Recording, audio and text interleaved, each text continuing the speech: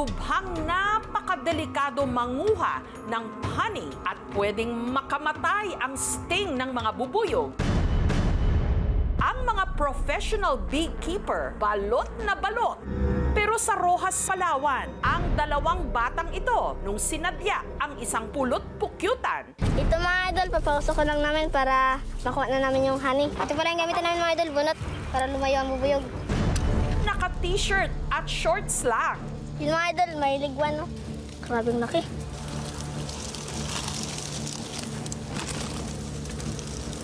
Hanggang ang mga bubuyog tuluyan ng nagpulasan. Honey ko! Yan o, lanaw. Mga idol, ito pure honey ito mga idol. Nilantakan nila ang pulot pukyutan o honey kahit pa palibutan sila ng laksa-laksang bubuyog.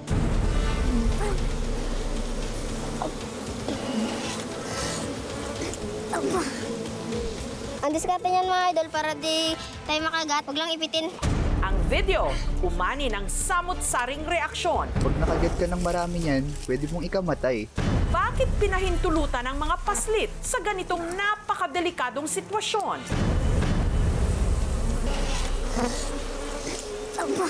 Dalawang bata sa Roxas, Palawan, gubat ang playground at ang kanilang paboritong laro, kumuha at kumain ng pulot pukyutan o honey.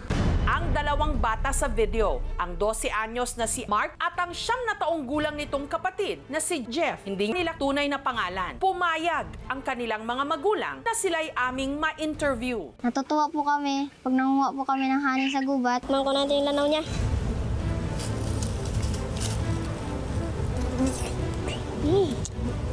Ang vlog, kuha lang nitong nakaraang linggo kasama ang tiyuhin nilang content creator na si Bong. Inaya ko po si Bong na magpuwag po ng ligwan. Hindi ako natatakot na kung ano mangyari dahil alam ko naman na kaya nila. Hindi ko naman papasubo yung mga bata na ipapahamak ko sila.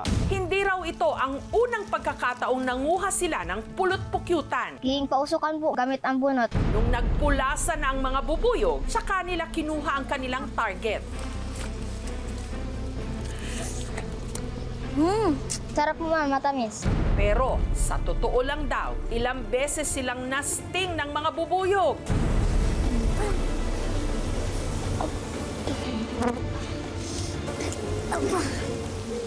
Nung namamag po kami ma'am, kinagat po ako ng bubuyog dito po. Kinagat po ako sa kilay. Hindi ko bumuklat. Tapos po sa kamay, tapos po sa legs. Napakasakit po pero kinaya ko po dahil sanay na po rin kami. 3 araw po nagaling ma'am. Ang mga nakolekta nilang pulot o honey, Nilam po sa kanin. At minsan po nagbibili po ako ng tinapay. Pinapalaman ko po.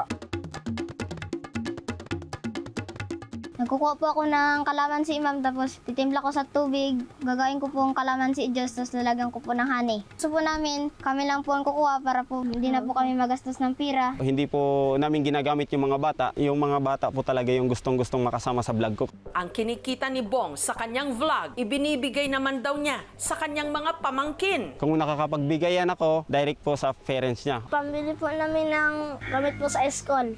Gayunman, hindi pa rin nakaligtas sa mga batikos ang ginawang content ng mga magtiyuhin. Nasa huli ang pagsisisi, mainam na po yung nag-iingat. Ang pangungulekta kasi ng pulot o honey, nakasanayan na raw na gawain sa kanilang lugar. Sa totoo lamang ay yan ang primary na kinabubuhay dito sa lalawigan ng Palawan. Pati ang mga magulang ng mga bata na sina Raymond at Mary Joy, kinalakhan daw ang ganitong hanap buhay. Yung mga biyanan ko noon, yan ang trabaho nila, nag-harvest sila niyan. Tapos nasama-sama rin ako hanggang sa kami na nangunguha. Binibinta po namin yon 150 po per bottle. Asan ba mga magulang niyan? Natitiis nilang ginagawa ng mga anak nila? Hindi naman namin sila pinapabayaan talaga na gawin nila yung mga bagay na delikado. Kaya raw nilang tukuyin kung aling klase ng bubuyog ang pwedeng lapitan at yung mga dapat iwasan. Napag-aralan na po namin yung mga kahinaan nila, kaya hindi naman siya gaanong delikado. Hindi rin daw sila nababahala sakaling putaktihin ang kanilang mga anak ng kagat ng bubuyog. Naniniwala raw kasi silang may ibinibigay ito sa kanilang immunity o pampalakas ng resistensya. Masakit din siya. Immune po yung katawan namin sa ganun. Lumalakas yung katawan namin. Ang bee sting kasi ay venom. Wala tayong makitang benefit niya sa katawan ng tao. Kung siya ay paulit-ulit na kinakagat, maaaring eventually maka-develop na rin siya ng immunity dito. Pero hindi lahat ganito ang sitwasyon. Ang mismong lolo nga ng mga bata na si Bonifacio, namaga ang mukha matapos masting ng bubuyog sa kalagitnaan din ng pangunguhan niya ng pulot. Kinagat ako ng pukyutan sa mata, kumikirot siya. Tapos nung pagkirot, maga na siya. Kumipot yung mata ko dahil sa kamandag ng pukyutan. Maaaring magkaroon ng pamumula. Kung talagang highly allergic ang isang tao sa bee sting, maaaring ikamatay.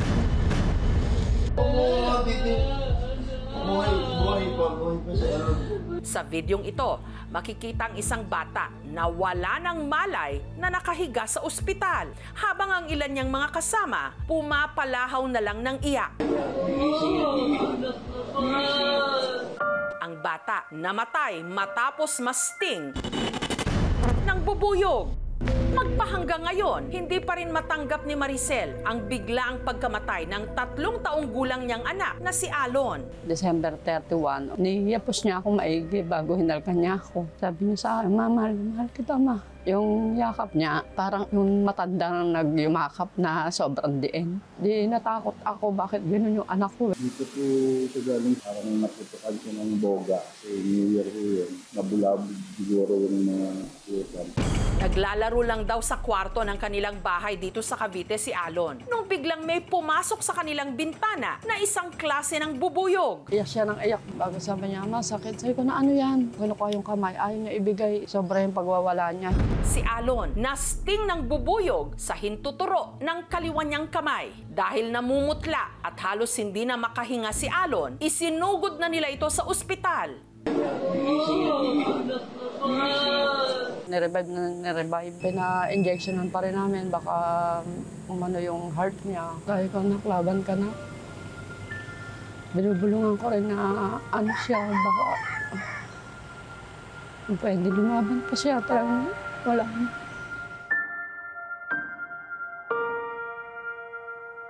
Sanhi ng kanyang pagkamatay, anaphylactic shock, severe allergic reaction sa sting ng bubuyog. The body is overstimulating to the bee venom, which causes the release of histamine to the bloodstream. This histamine will cause blood vessel dilation and tissue swelling to the body, which causes yung pagbaba ng blood pressure, which can lead to cardiovascular collapse. Sobra to siyang daldal. Kaya talagang mamimiss mo talaga maigi. Hindi pa kaya yung tanggapin.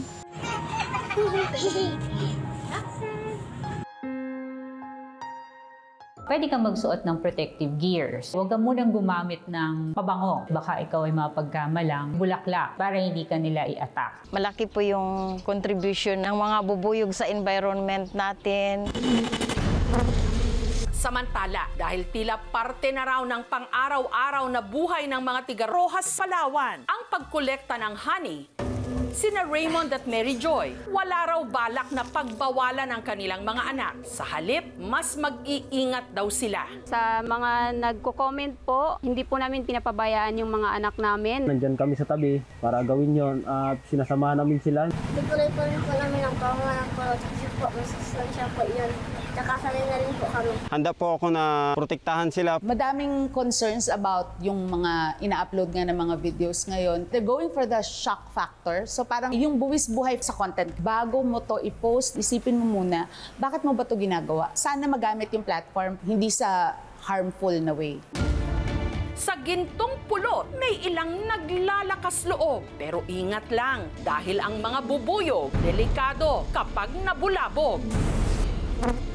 At ang sting nila, iba't iba ang reaksyon sa ating katawan. Pwedeng ang ilan, kahit isang sting lang, tepok.